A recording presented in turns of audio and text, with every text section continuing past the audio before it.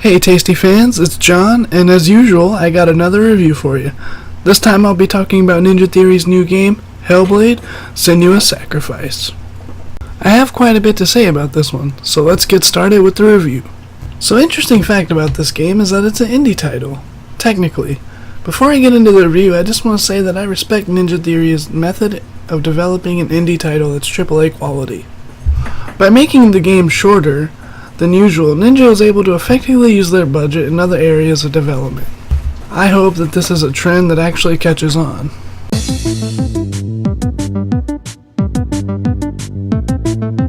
Since Ninja made this game particularly short, they were able to put the money to use in other ways, and one of those ways was in its visuals. Hellblade's visuals were fantastic. The strange environments and brilliant lighting add an extra amount of depth to a game, furthering its creepy atmosphere.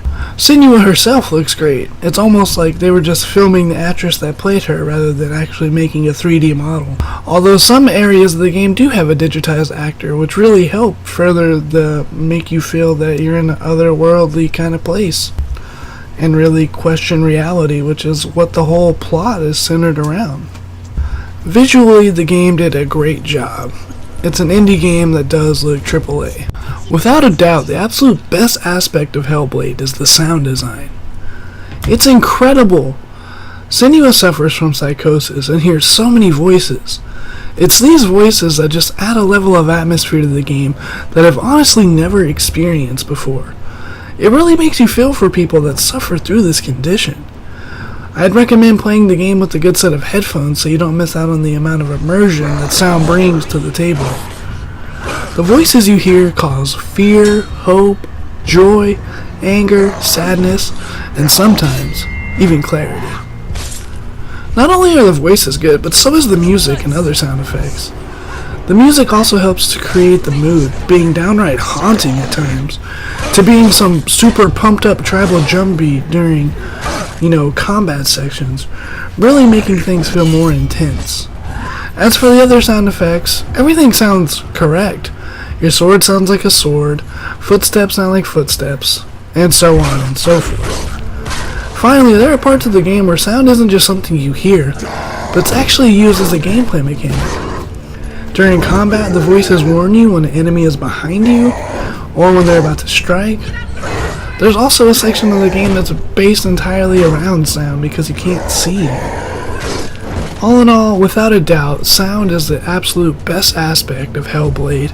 It's very well designed. It's nice to see such a normal concept being used in such a unique way. And Ninja Theory knocked it out of the park here. They really worked hard on this. Good fucking job. 10 out of 10 on sound.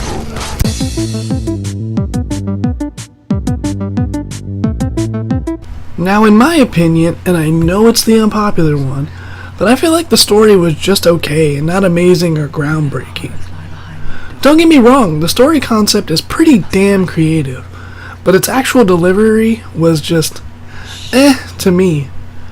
It probably stems from the fact that I like traditional storytelling that flows from one event to another.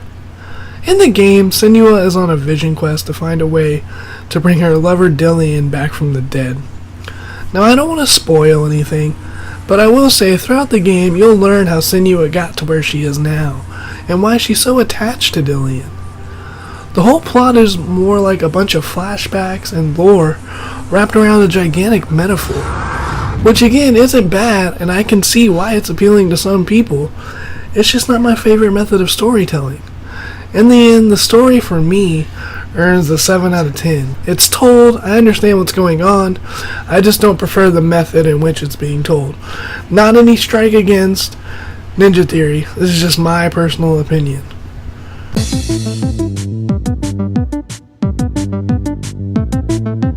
Now on to the most important aspect of any game, the gameplay. The gameplay in Hellblade is a bit of a mixed bag for me. It's just very basic. First, I'm going to talk about the puzzles. At first they seem creative, but after the first couple of times you start to realize that you're not really figuring things out. More like you're just wandering around looking for symbols. It just tends to get old really quick. There are a few instances where you do have to do some environmental puzzles in order to find the symbols, which does liven things up. But unfortunately, most of the puzzles are you just wandering around going, where the fuck do I go? Until you find the damn thing. The combat is also just okay. There's a light and heavy attack, along with the dodge, block, parry, and kick. There isn't combos, you just either use light, heavy, or kick against your enemies and dodge and block accordingly.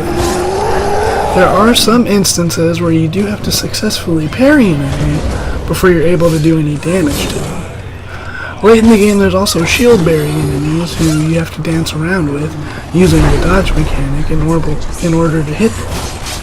That's all fine, but the real problem I have with the combat is the camera and the lack of space. So much of the time you get hit by an enemy you can't even see because it's almost like the camera is actually on your fucking shoulder, so you can't see anything behind you or to the side of you. As for the lack of space, well, a lot of the combat sections are in these tight, circular spaces that is sometimes crowded with over 5 enemies on the screen at once, and you literally have trouble moving through them all. Now the combat is fine, it's just very basic and has those minor problems. Although the close quarters do add to the overall intensity of each battle, which is awesome, but you hate the fact that you can't move and you're getting hit from stuff you can't see. Although the main issue I have with the combat is just sometimes it just goes on for fucking ever. You start to just say to yourself, really? How many more enemies can there be? The combat is a mixed bag, but I do overall enjoy the intense situation. And I do enjoy, being able to actually beat these guys. It's not until the end of the fights, though, or it's not until the end of the game that you start to feel like the section's going on for too long. However, the boss fights are pretty unique and do require a bit of a different approach. There's only 3 boss fights, though, so they're very few and far between. Now, I can't forgive Ninja Theory for doing this. They lied about there being a permadeath in the game, which is a dick move, but effective, because thinking that if you die too much, your save will be deleted, does keep you on your toes and stress you out, much like Senua herself, so it's a dick move, but it's brilliant. All in all, I'd give the gameplay 7 out of 10 as well.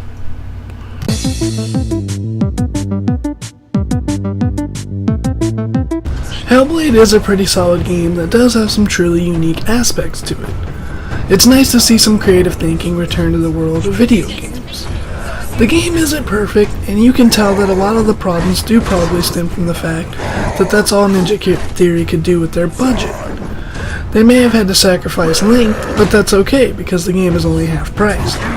It may have become repetitive and the combat may not be amazing like some of their past titles, but again, that's okay because they did something new and made the game look and sound better than any of their past works. Sure, it may not be amazing, but what it got right, it really got right. And the minor annoyances it had were just that. I hope that the creativity Ninja Theory used to make a AAA indie does spread to other independent developers. Ninja Theory proves that it's not about how much money you have, but how effectively you use it. And I gotta say they used it pretty fucking effectively. Hellblade was a good 8-ish hour game experience, well worth its price tag. If you haven't already, I urge you to check it out. With all that being said, guys, my final score for Hellblade Senua's Sacrifice is a 7 out of 10. Not amazing, but a solid gaming experience. Everyone, thank you so much for watching. Be sure to hit that like button and maybe even subscribe. Also, be sure to follow Tasty Squad on all of our social medias, including Facebook, Instagram, and Twitter, to stay up to date on all Tasty Squad gaming content. And as always, stay tasty.